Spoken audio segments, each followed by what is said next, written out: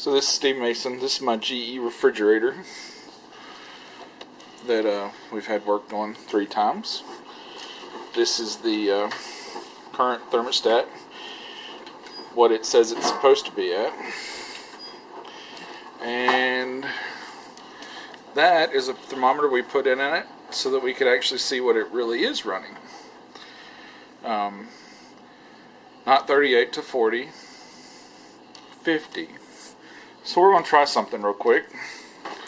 We're going to pull it out from the wall.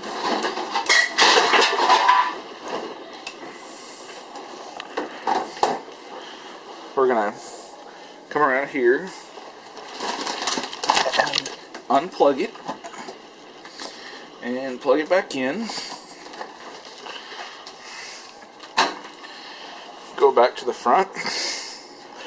And look, it actually knows that it's not running at the right temperatures. I think this refrigerator's had it. Thanks.